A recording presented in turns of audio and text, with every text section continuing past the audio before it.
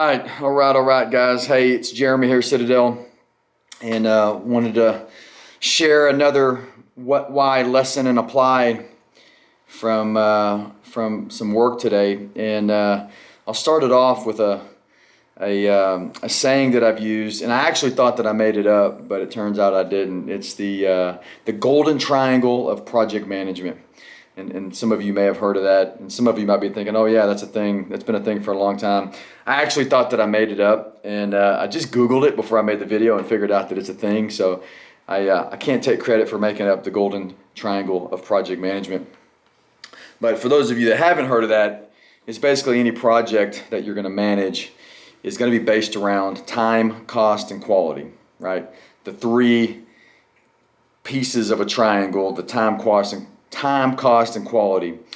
And we've always said you can have two, but you can't have three, right? You can get it fast and cheap, but you're going to compromise on quality, right? You can try to get high quality and low cost, but you're going to compromise on time, right? So you can have two, but not all three.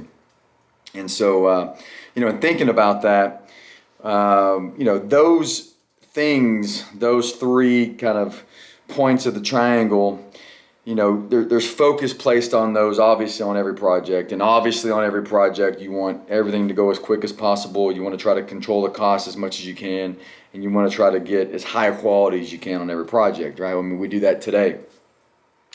And it's interesting during these projects how when you get towards the end, those kind of attributes tend to get compromised, right? And I've been on kind of both sides of the line there, where we've done a lot of projects where it was all about time and money. How fast can you build them and how cheaply can you build them? And quality was compromised.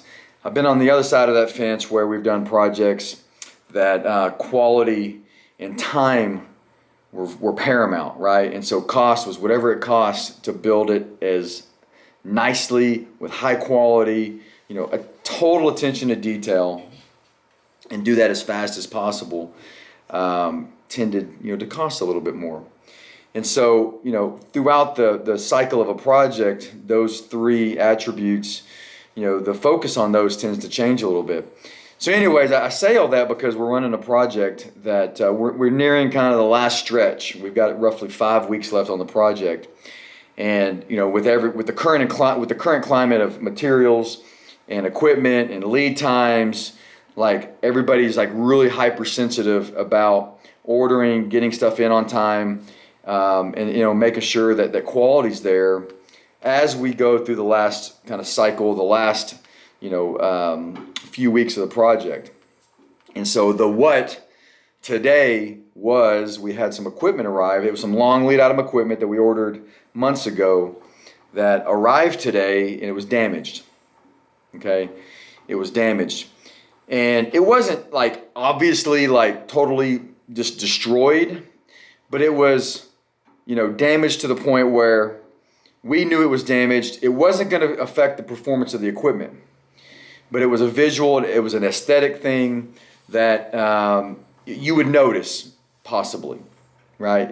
It's some equipment that's going to sit up on the roof, some rooftop ventilation equipment where parts of the coils were a little bit damaged.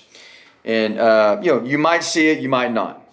But at the end of a project, you start thinking, what's the value of keeping the equipment so we can move the construction ahead, or do we send it back and get replacement equipment, right? Do we send it back knowing that this is long lead item equipment that could potentially bust our schedule? So that's kind of the dilemma we found ourselves in today, right? And I'll be honest, it's a pretty easy decision for us, is that we sent the equipment back. Now, the work is going to be trying to get replacement equipment in time so that we don't bust our schedule, and I think we're going to be successful with that. But why is that decision hard, right?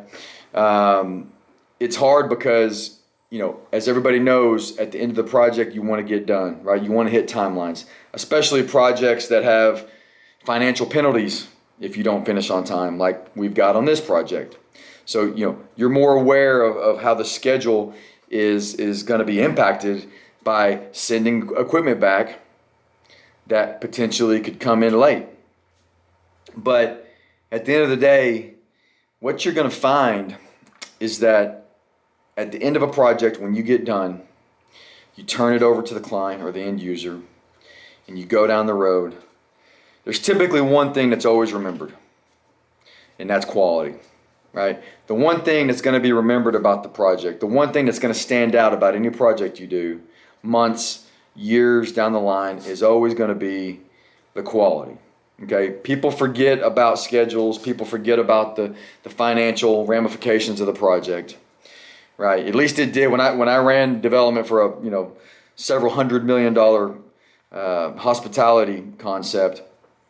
What was always remembered about the projects, and everyone was unique, was always the quality. You kind of forgot about the schedule or what it took to make the schedule happen, right? You kind of forgot about the budget. And some of them would sting sometimes, but what always would live on is the quality. So again, that's why when we're faced with this situation, right, the lesson is for us, it was a no-brainer to send the equipment back. Because at the end of the day, we are going to achieve a high level of quality on every project that we do. Even the small stuff, even the stuff that you might not see overtly, right? It's something you might not notice, but we know it's there, right? These blemishes on this equipment, might never be seen. Who knows? But at some point, somebody's going to get up on the roof, and they're going to walk around this equipment, and they're going to see that these areas were damaged, and that's going to be a reflection on Citadel Development and how we deliver projects, right? And so for us, it's a non-negotiable. We sent the equipment back, and now the work is on us to try to compel the equipment supplier to get it back out there. And so, how do we apply that lesson going forward? Well, again, it's keeping high standards, right? It's not compromising on quality when you've got schedule and budget constraints. It's holding the line. It's saying, no, we are not going to compromise. Even if it were to take, a schedule bust and put us in jeopardy of some financial penalty, we're always going to hold the line of quality.